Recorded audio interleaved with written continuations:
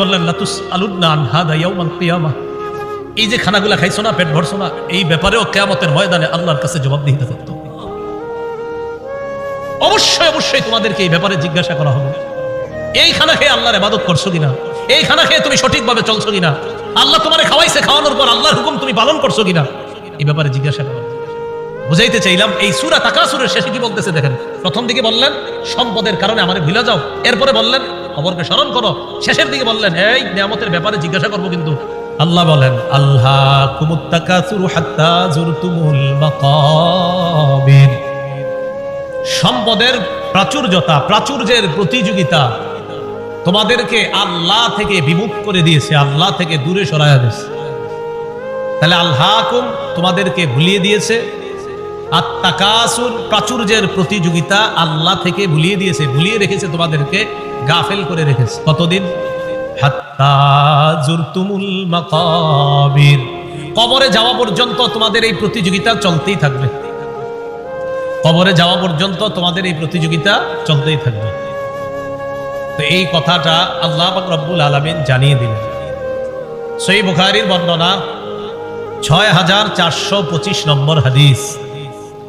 এই হাদিসটা বুঝার আগে বুঝেন, বাহরাইনের গভর্নর নবীজি যাকে বানিয়েছিলেন তার নাম আলা ইবনুল হাজরামি, নবীর এক সাহাবী।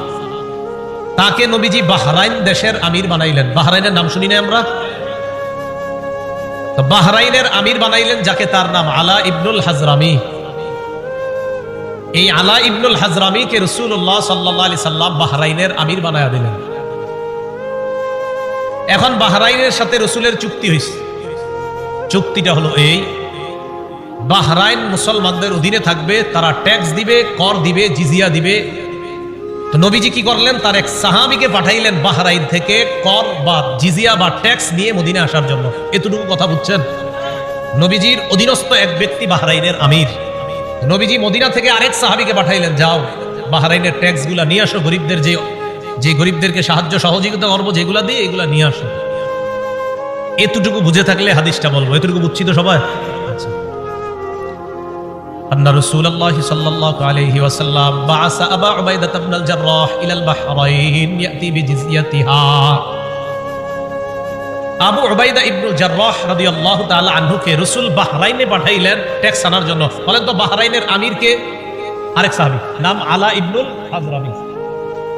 এতটুকু দরকার, খালি একটু মনে রাখেন, এক সাহাবী আমির, আরেক সাহাবীরে পাঠাইছে সম্পদ আনতে।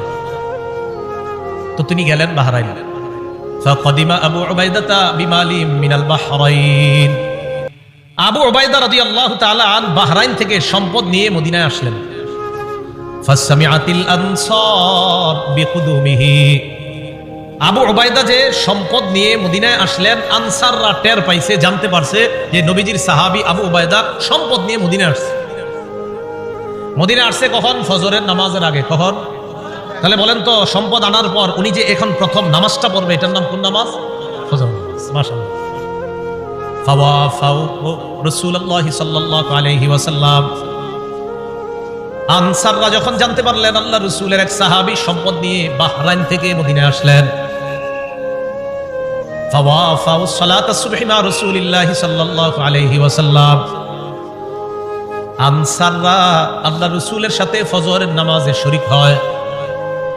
ফালাম্মান সারাফা তাআররাদু লাহু। নবীজি যখন নামাজের সালাম ফিরাইলেন, সালাম ফিরানোর পর ফজরের পর দেখবেন ইমাম সাহেব মুসল্লিদের দিকে ফিরে বসে, ঠিক না?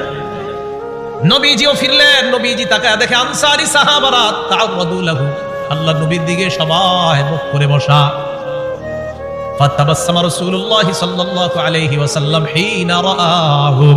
তাদেরকে দেখা আল্লাহ রাসূল একটা মুস্কি হাসি দিলেন। কি হাসি দিলেন? মুস্কি হাসি।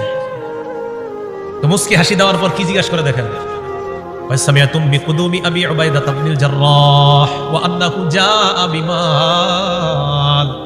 কি ব্যাপার? আবু উবাইদা যে মদিনায় মাল নিয়ে আসছে, এটা মনে হয় শুনছো, ঠিক না? সম্পদ নিয়ে আসছে, এটা শুনছো, তাই না? এই জন্য আসছো? তো সাহাবীরা কয়, আজাল ইয়া রাসূলুল্লাহ, হুজুর ঠিকই ধরছেন, এই জন্য আসছি। নবীজি তাদেরকে দেখে একটা মুস্কি হাসি দিলেন। নবীজি, হ্যাঁ আমি বুঝতে পারছি। এবার আল্লাহ নবী বললেন, আবশিরু, সুসংবাদ গ্রহণ করো, আম্মিলু মা ইয়াসুরুকুম, তোমরা আশা করো যা তোমাদেরকে আনন্দিত করবে। তবে একটা কথা শোনো, মাল ফাকরা আখশা আলাইকুম, তোমরা গরিব হয়ে যাবা, দরিদ্র হয়ে যাবা, এই দারিদ্রতার আশঙ্কা তোমাদের ব্যাপারে আমি করছি না। ওয়ালাকিন আখশা আলাইকুম আন তুবসাতা আলাইকুমুদ দুনিয়া কামা বুসিতাত আলা মান কানা ক্বাবলাকুম, তবে আমি আশঙ্কা করছি দুনিয়া তোমাদের সামনে এমন ভাবে বিছায়া দেওয়া হবে যেমন অতীত জামানার মানুষের সামনে দুনিয়া বিছায়া দেওয়া হয়েছে। প্রচুর সম্পদের মালিক হবা তোমরা, এটা আমার আশঙ্কা। আমি এই আশঙ্কা করি না তোমরা গরিব হবা, বরং আমি এই আশঙ্কা করছি অতীতের মানুষের মতো তোমাদের প্রচুর সম্পদ হবে। তারপর কি আশঙ্কা করি জানো? ফাতানাফাসুহা কামা তানাফাসুহা, আমার আশঙ্কা তারা যেমন সম্পদের প্রতিযোগিতা করছে তোমরাও সম্পদের প্রতিযোগিতা করবা, এটা আমার আশঙ্কা। রাসূলুল্লাহ সাল্লাল্লাহু আলাইহি সাল্লাম এই কথা বলার পর শেষের দিকে বলেন, শোনো তোমরা, আমি যে আশঙ্কা করছি তোমরা সম্পদের প্রতিযোগিতা করবা, অতীত জামানার মানুষের মতো সম্পদের প্রতিযোগিতা করবা, এক